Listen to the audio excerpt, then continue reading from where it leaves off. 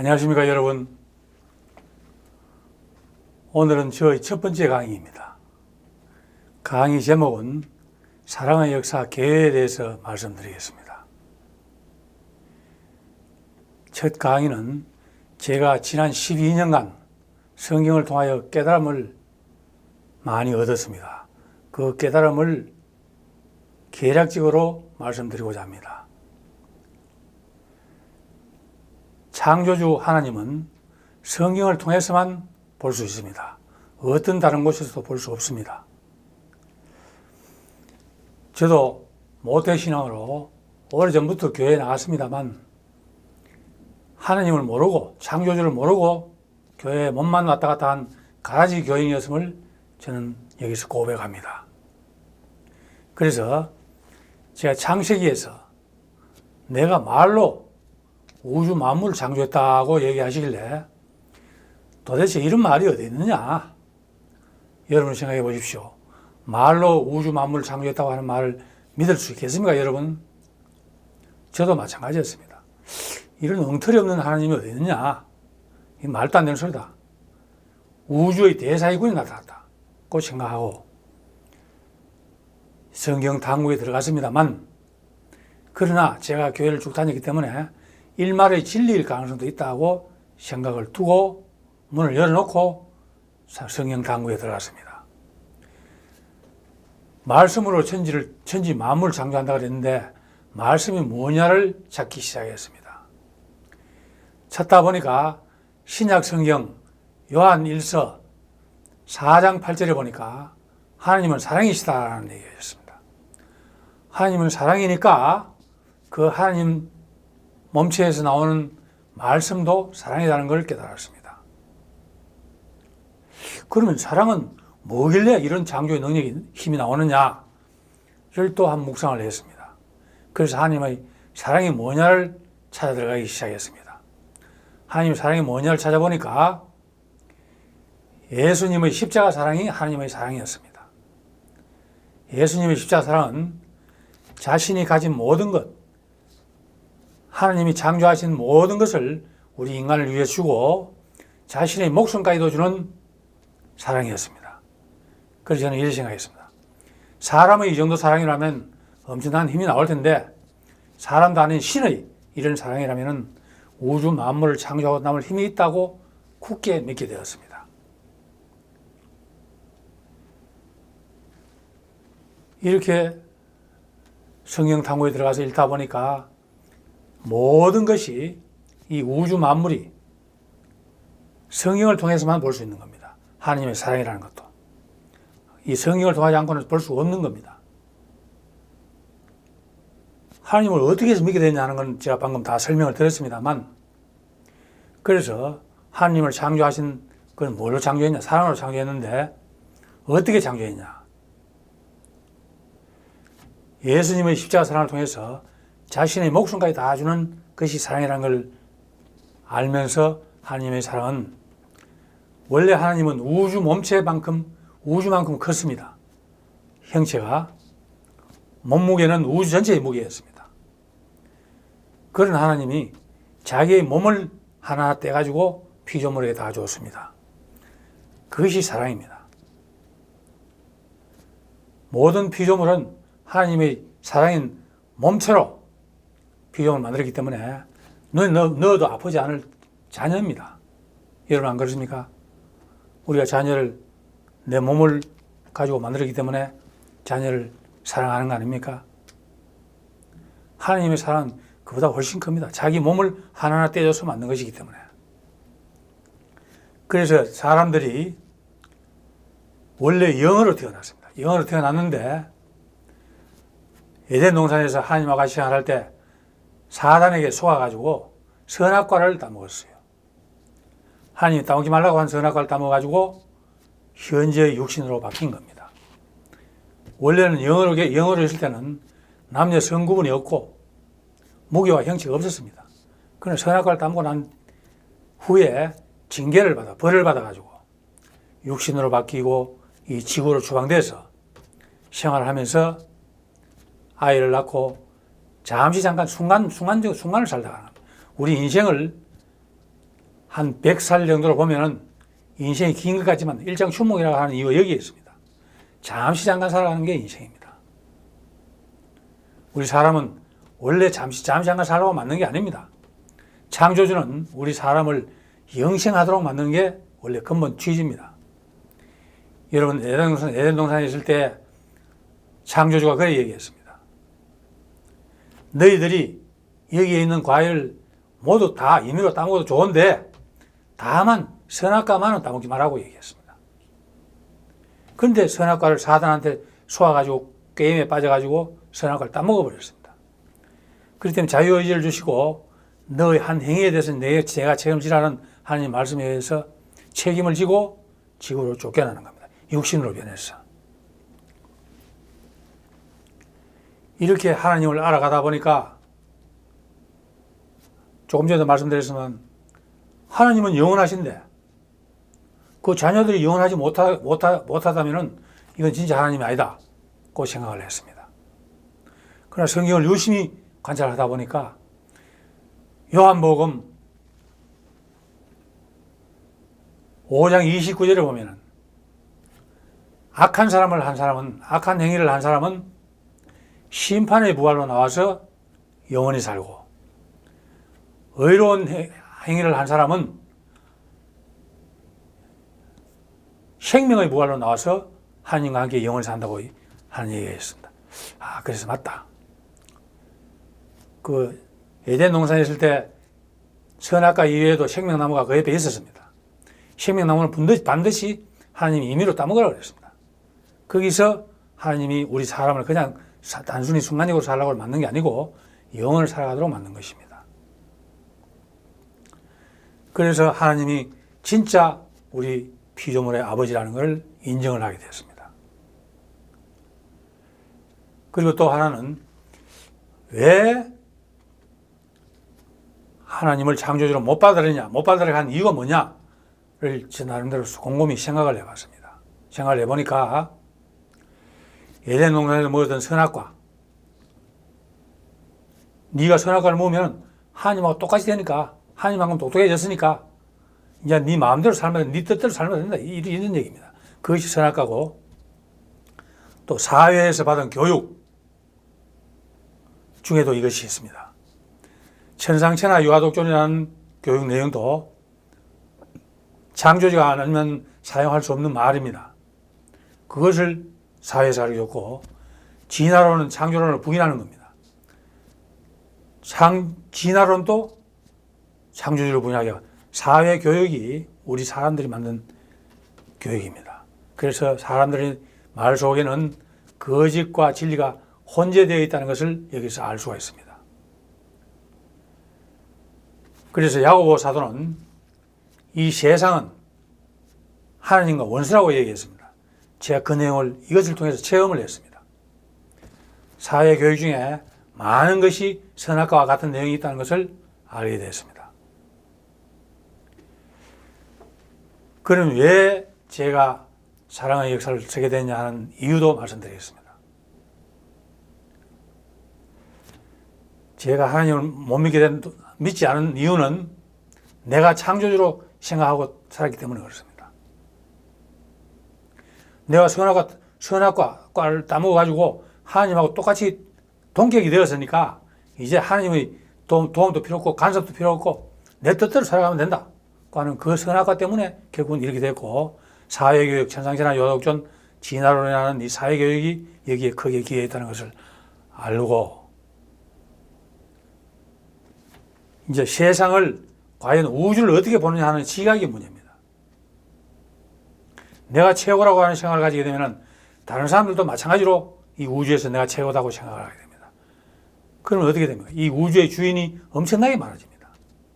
피조물 숫자만큼 많아집니다. 그러니까 주인이 많으면 배가 어디로 갑니까? 산으로 갑니다. 너도 나도 전부 하나님과 똑같이 됐으니까 배가 산으로 갈 수밖에 없습니다. 다시 말씀드리면 이 세상은 불협화음과 갈등의 연속입니다. 그냥 매일 하루도 조용한 날이 없습니다. 불력과 갈등이 존재하기 때문에 늘 치고받고 싸우는 게 일상생활이 되어 있습니다. 왜 이래 보느냐?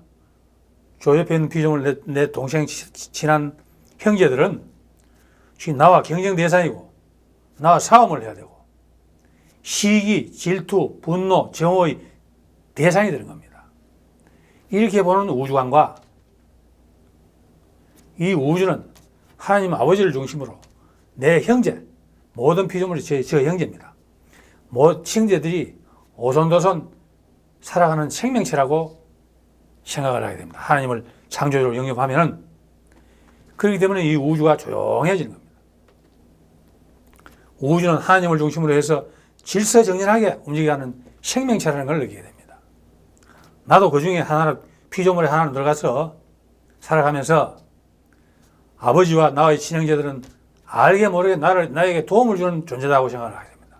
다시 말씀드리면 창조주와 모든 피조물의 존재는 나의 존재의 이유가 되는 겁니다. 여러분 한번 생각해 보십시오. 내가 사용하는 이 볼펜 하나도 모두가 저의 친형제들이 만든 작품입니다. 그 작품을 제가 사용하고 있습니다. 우리가 모든 물건을 받으면 감사해야 되는 게 창조주를 하나님으로 받아들이면 이 우주 만물은 어떻게 되냐? 하나님이 우리 인간에게 주신 선물로 됩니다. 저 태양도, 풀 한 그루도, 나무 한 포기도 전부 하나님이 우리 사람들에게 주신 선물입니다. 위대한 선물입니다. 그렇기 때문에 감사와 기쁨이 넘치라는 겁니다.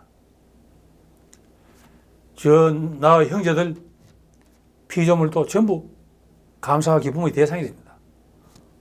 하나님 아버지는 물론이고 하나님 아버지 전부 다 선물로 주셨으니까. 조그마한 물체 하나도 모두 우리 형제들 힘이 합쳐져서 만들어진 것이니까 감사와 기쁨의 대상입니다. 이렇게 우주를 보는 시각이 거꾸로 달라지는 겁니다. 여러분, 우리가 진리를 모를 때는 천동설, 전체가 지구를 중심으로 해서 돌고 있다고 믿었습니다. 그것을 진리로 믿었습니다. 그러나 하나님이 만드신 원리는 지동설, 지구가 자체로 돌면서 전체를 한 바퀴, 1년에 한 바퀴 돌고 있다는 것을, 그것이 진리입니다. 가짜 진리를 진리로 믿고 살았던 그때 사람이 되지 말고 진짜 진리를 진리로 믿는 사람이 되라는 게 이 성경의 요지입니다.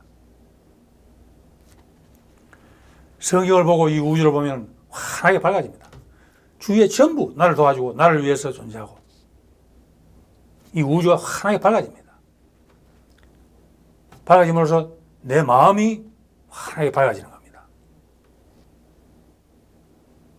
그래서 감사와 기쁨이 넘쳐나는 겁니다.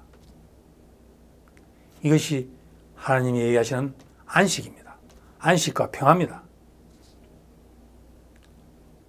하나님을 제대로 알면은 내 마음의 안식과 평화가 와서 모든 것이 조용해지고 질서정연해집니다. 얼마나 좋습니까?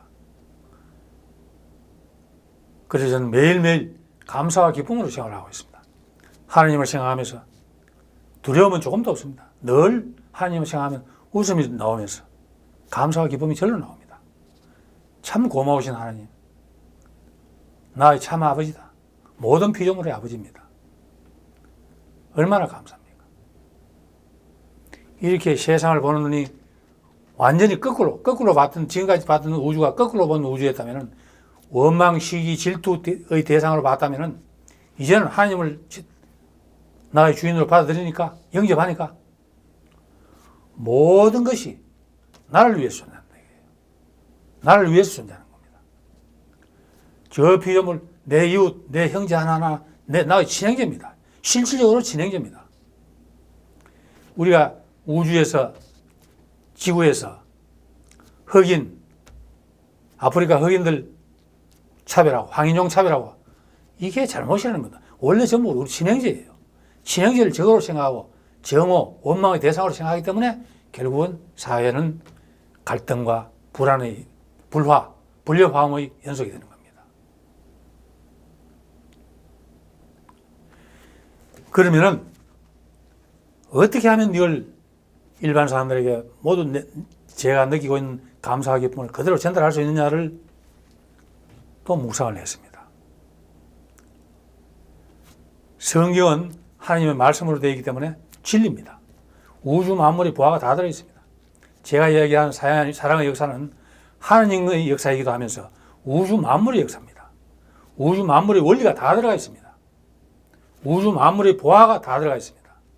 우주 만물의 보화가 다 들어있는 이 성경책을 세상에서 가장 귀한 선물로 받아가지고 한 번도 읽어보지도 않고 서고에 다 집어넣어버리는, 이것이 너무 안타까워서 제가 이 글을 쓰게 된 겁니다.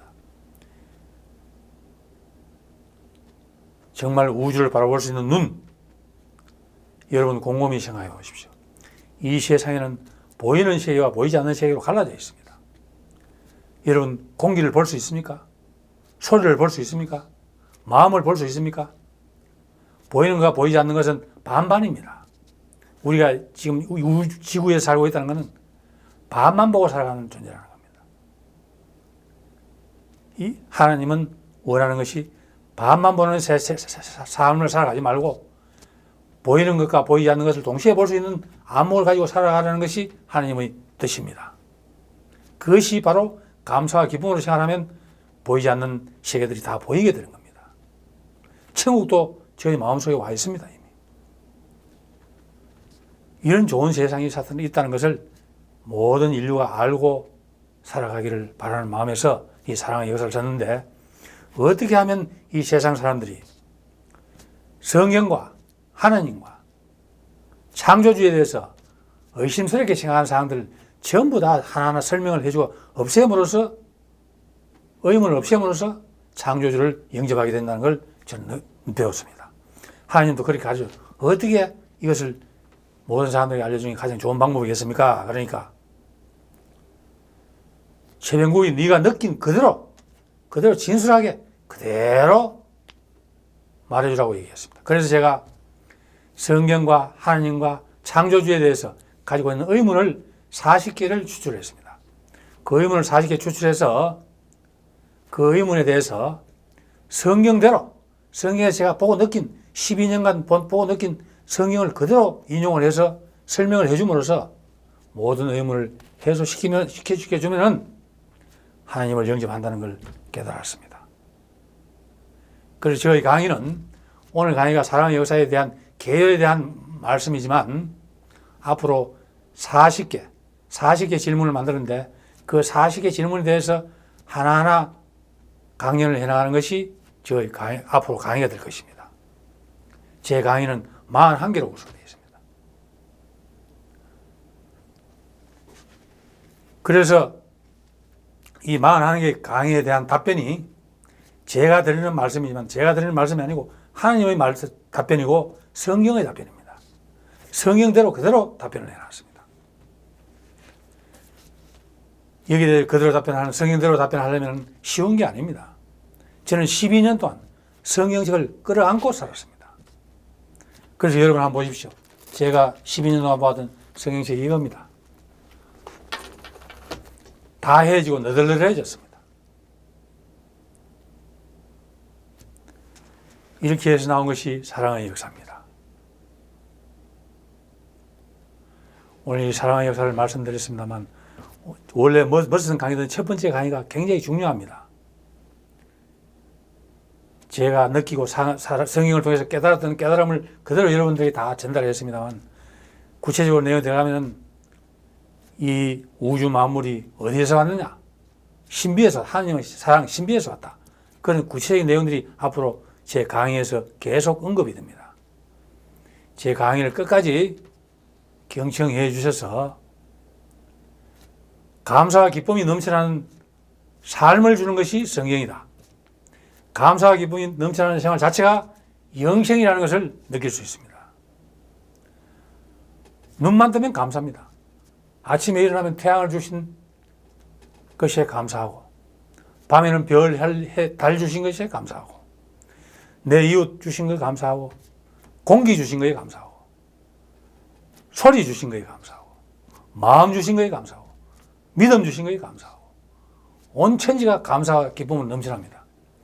감사와 기쁨이 넘쳐나는 생활을 여러분도 저와 함께 누려주신 것을 간곡히 부탁드리면서 오늘 제 강의를 마치겠습니다. 감사합니다. 사랑합니다, 여러분.